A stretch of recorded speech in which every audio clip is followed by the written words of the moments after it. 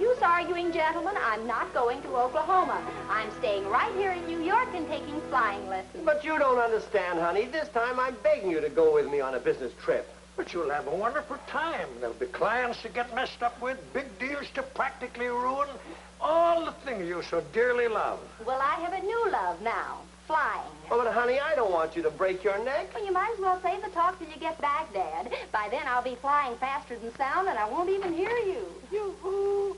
Anybody home? Come in, Mrs. Odetts. It's finally come, Margie. Got here a few minutes ago. What's finally come? That old trunk of family heirlooms. I promised we'd open it together, remember? Oh, yes, the one you had when you were a girl back in Oklahoma. Yeah. Oklahoma, eh? Oh, wonderful state. Grand spot for a little vacation. Mr. Honeywell, stop silly. I'd love to rummage through that trunk with you, but I've got to get out to the airport. I'm going to sign up for a course of flying lessons. Flying lessons? Well, count me in. I've been wanting to learn for years. The trunk can wait till tonight. You mean it? We can learn together. Mrs. Odetts, this is absolutely ridiculous. You're too old to even spin a propeller. Who's going to bother about those old crates? I'm going to start on jets. Last one to solo's a rotten egg. Well, there's no fool like an old fool unless it's a young one. You'll have to go to Oklahoma alone. I am not leaving Margie here to break her neck. Somebody's got to keep her on the ground, and that somebody is me. You go. Look, Albright, I'm tied up with that steel merger. This is an important deal. Just think of it. That whole tribe of oil-rich Oklahoma Indians is going to retain us, and that means big business. Business is business, but I'm a father first. All right, all right. Don't get excited. We'll think of something to make her want to go. Fine chance. What could we dream up exciting enough to compete with flying? Wait a minute.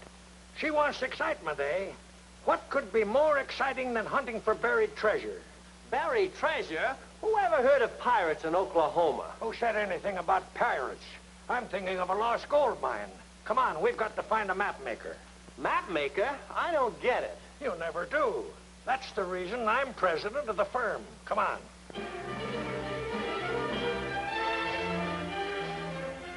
Cheer up, Margie. We'll take those flying lessons yet. Oh, I know. But 3 whole weeks before the instructor starts a new class. I hope my new crash helmet isn't out of style by then. Yeah. Take a look at this Indian crash helmet. Wow. My great-aunt wore that at her wedding. Poor thing. It was all the trousseau she could afford. Was she that poor? She married the only Indian in Oklahoma with oil on his hair instead of his land. You think that you'll go for it? This map is so convincing, I'm beginning to believe it myself. But how will Margie know that this is supposed to be near the town where I'm going? Because it's on the map, stupid. Soonerville, 10 miles west, see? Now check and see if she's home.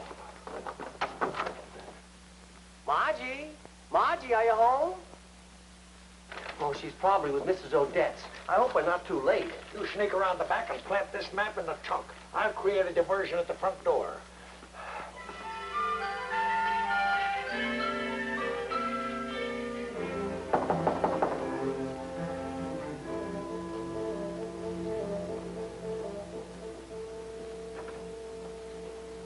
Mr. Honeywell, what are you doing here? Slumming?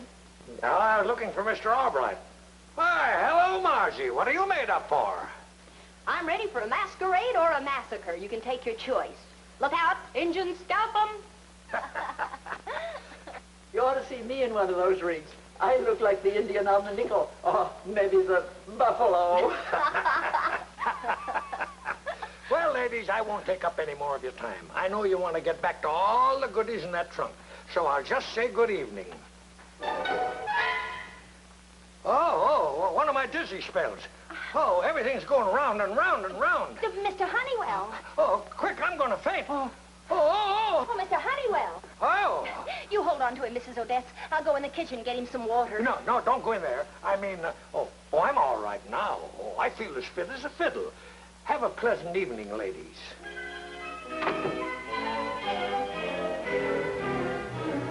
Oh, boy, that was a close one. We've got to see how it works out. Come on. Well, look-a here. My old asafoetida bag. Got a little right in that old trunk. What's this? Looks like an old map. It is an old map. Lost Lode Mine, Soonerville, 10 miles. It's the map of a lost gold mine. Mrs. Odetts, where'd you get this? My grandfather was a prospector in the old days. That map was probably his. A lost gold mine. How about that? Wouldn't it be wonderful if we could find it? We'll organize an expedition, just the two of us. I mean it. I haven't been so excited about anything in 40 years. And if we found that gold mine, we could buy our own plane. There's just one thing that bothers me. This Soonerville on the map here. It just struck me that Soonerville, Oklahoma's where Dad's going. You don't suppose that's more than just a coincidence? You mean your father had something to do with this? But how could he? The truck just got here, and we opened it together, didn't we? Mrs. Odetts, we're heading west, ma'am. Dad's begging me to go to Oklahoma, so I'll go. And you'll go along as chaperone. But remember, not a word to him about the mine. Wouldn't he be furious if he knew he was paying our expenses to go prospecting?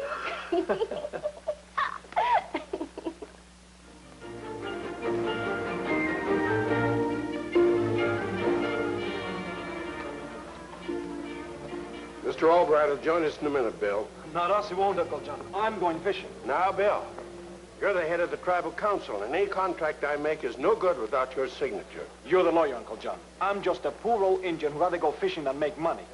My philosophy professor at Harvard taught me to revere the true values. Well, it's easy to be a philosopher when you got oil wells pumping money into the bank. That's what I like about oil wells. They work while you fish. Anyway, I'm not dressed to meet VIPs, just trout. So I'll be seeing you. Mr. Albright, I'm John Lightfoot. How do you do, sir? This is my daughter, Margie, and Mrs. Odetts, her companion. Well, how do you do? Now, if there's anything I can do to make your stay more pleasant, please feel free to call on me. Well, there is one thing. I wonder if you could arrange a guide for us.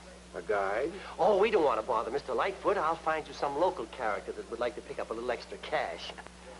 Oh, excuse me. Certainly. Would you ladies care to sit down? Little short, eh? Have a pack on me.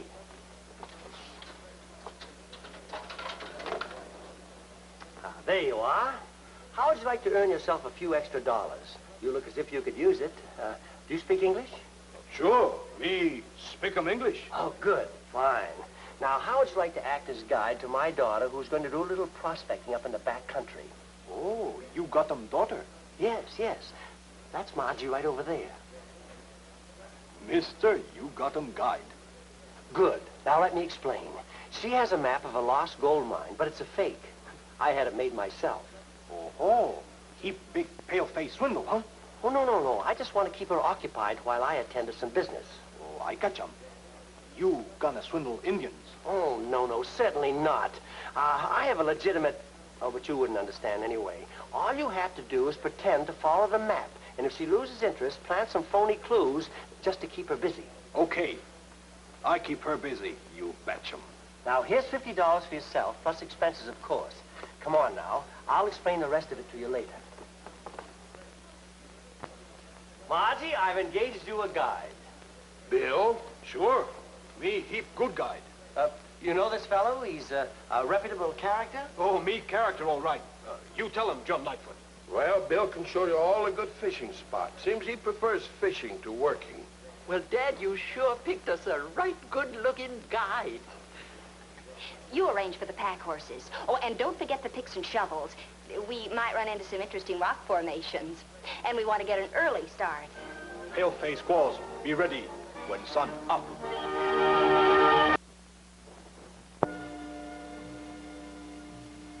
I can't understand how you girls got sore backs from riding those cute little burros. To tell you the truth, we didn't ride. We hiked closer to nature that way. You might say we roughed it, and believe me, it was plenty rough. Well, your guide is showing you a lot of the country anyway. No, he is that. We covered a lot of ground. I've been covering a lot of ground, too. Well, Mr. Lightfoot and I have worked out a swell contract. It ought to be ready to go before the chief of the tribal council in a couple of days. Okay, shift. As far as I'm concerned, I've had enough Indians to last me a lifetime. I found them very nice to deal with. Mr. Lightfoot sort of hinted that when the deal is made, his tribe might make me an honorary chief. Well, I hope you look better in a feathered hat than some of our presidents.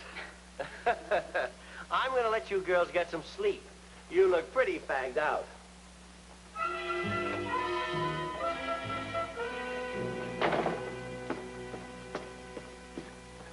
Mrs. Odetts, I don't mind telling you that little Margie has had it.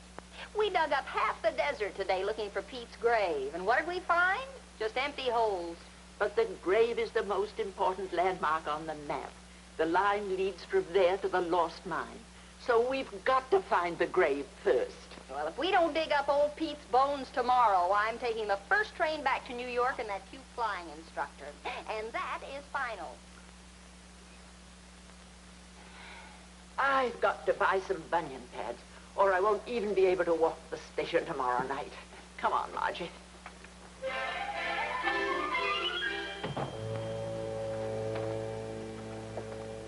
Did you get the bones? Only kind could get was cattle bone. Oh, just as long as Margie can find some kind of a carcass, we can keep it here until I conclude my business. Me don't want her go back to New York either, you betcha. Oh, that's right. You won't get another chance to make such easy money again, that's for sure. Let's plant the bones. Come on. Me got 'em horses in back, all ready for squaws tomorrow morning. Now, we take 'em best bones. No bunion pads. Wouldn't you know they'd roll the sidewalks up at 8 o'clock in this town? Well, I just have to grow calluses on my bunions. Look, there's Dad with our guide. What are they up to at this time of night? And what are they going to do with that shovel? Mrs. Odetts, Bill is sold out to Dad.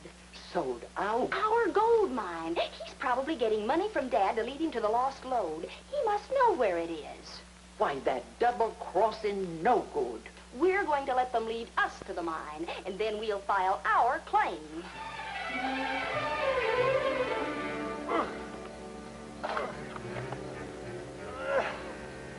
Oh, well, you might at least have helped me. You plant 'em, Joke. You dig 'em.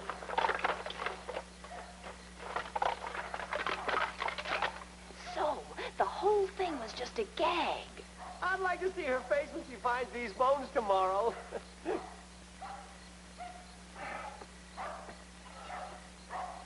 What do we do about lost gold mine? Dig 'em big hole? Oh, that won't be necessary. Just keep her looking for it. A couple more days. That'll be time enough for me. That'll give you plenty time to swindle Indians, huh?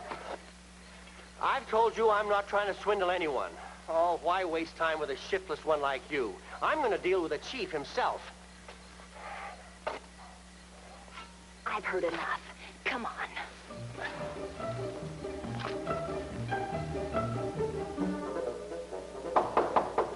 Come in. Okay, you squaws ready. Go find him Pete's grave. Well, what's the matter? We followed you last night. We saw you put those fake bones in that grave. You ought to be real proud of yourself. But I... Taking advantage of a couple of trusting women. And I sort of liked you when I first met you. Margie, let me explain. I know it was a wild pitch, but I only did it so I could be with you. What happened to your dialect? You're not even a real Indian. Oh, yes, I am, and a mighty dumb one at that. I thought it'd be fun to string you along for a while. Then your dad told me you were going back to New York, so I just have to keep on with it. But you're not a guide. Who are you? I'm Chief Lightfoot, the head of the tribal council. He's your dad's client. How do you like them apples? That's right. So you see, Margie, you weren't the only one who was being kidded. I was stringing your dad along, too. You're the man who has to sign Dad's contract? Well, I'm going to sign it. Don't worry about that. It's you I'm concerned about, Margie. Listen, I'll come to New York and I'll buy you the whole town. If you just forgive me. Oh, come on, Margie, give me a break. Even though I don't deserve it. All right, then, on one condition. You've got to help me get even with Dad for framing this whole thing. You name it and I'll do it. I'll get my whole tribe to help me if I have to.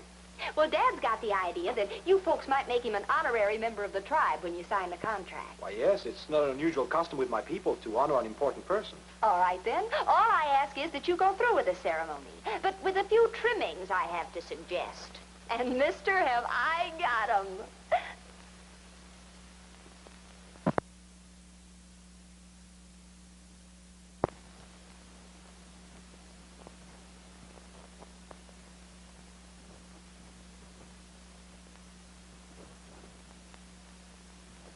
You mean I'm actually going to be made an honorary chief? Oh, this is marvelous. Well, will I get a chance to meet the big chief before the ceremony so that I can pay my respects? Well, here comes Chief Lightfoot now. Good afternoon, Mr. Albright. You? Chief Lightfoot, at your service. But You thought I was a dumb Indian guide, I know. I apologize for deceiving you. Now, shall we sit down and discuss the ceremony as one chief to another?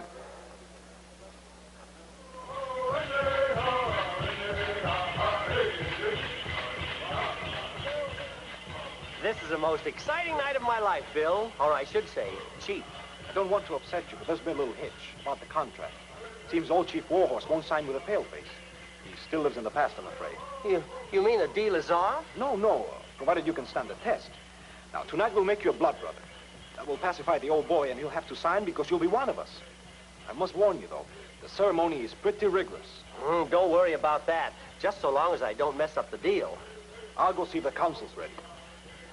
Big Chief Vern. Oh, Mr. Honeywell die of envy. Well, how do we look?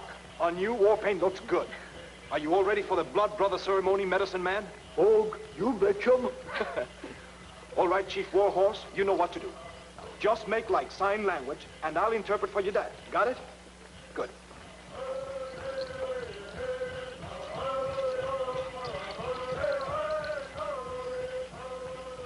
Now, don't any of you laugh at my sign language. I'm just making it up as I go along. Don't worry, Miss Albright. Chief Lightfoot has explained everything. We are with you.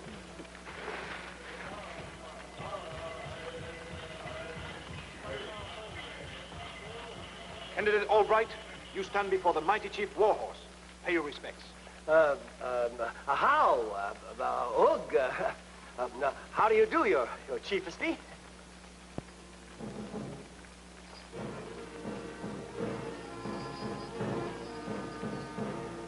Chief Warhorse wants to know why you shiver and shake. Are you afraid? Afraid? I should say not. It's just that it's cold without a shirt, that's all. You've heard the gag. It's so cold that even my goose pimples have goose pimples.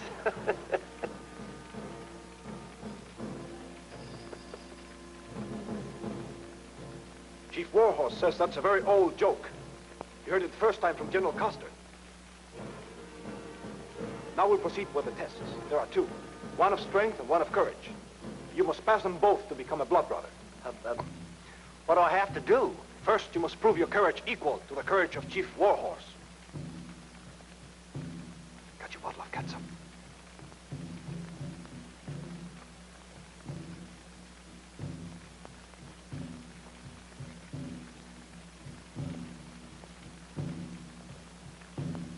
The test of courage. With this ceremony, you must mingle your blood with the chief's and become his brother. My blood?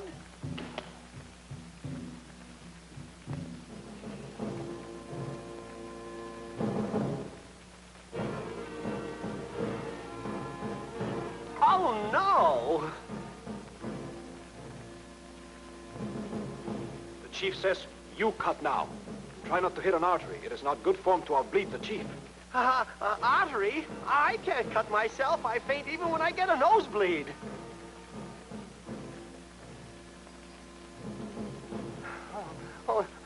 Now, wait a minute. Tell the chief it's pale-face custom not to waste blood. We give it to the Red Cross. I've already given my 6th donation this year, and that's the truth.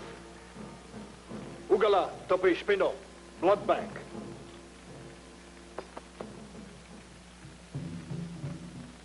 The chief respects the pale-face custom. Bids you proceed with a test of strength. Whew. Oh, that was a close one. It's a good thing that my hair is already white.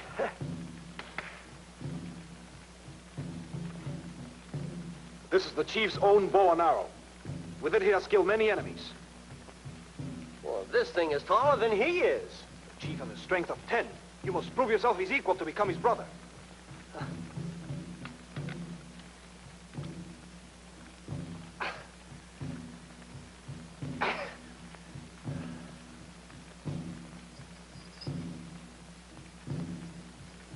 What'd he say? He says you are too old and flabby to use a chief's bow. We Indians have no sign language for physical wreck.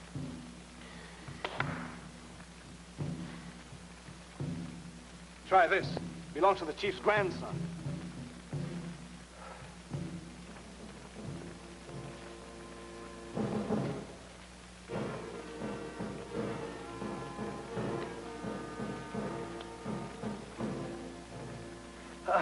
Where will I aim? Into the great nowhere. May you never find your arrow and thus leave us for another hunting ground. Oh! They shoot him. Me did him.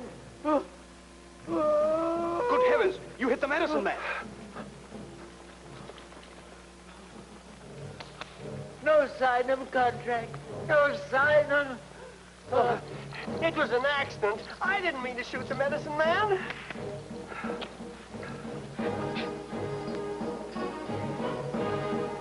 Oh, no, Chief Warhorse, not that. Please, not that. Not what? The chief says you must be burned at the stake for the murder of the medicine man.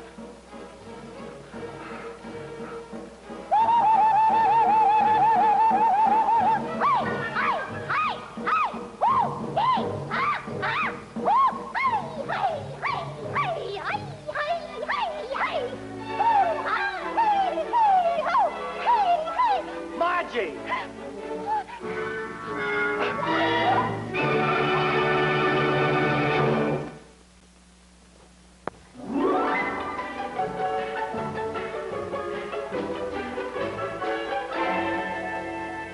Well, Dad, Big Chief Albright finally landed the contract, didn't he? Even though you did have to get it the hard way. Oh, I suppose I had it coming to me after pulling that phony map on you. But your little gag sort of backfired on you, didn't it? Yes, I guess you might say the joke was on me in the end. That's my little Margie.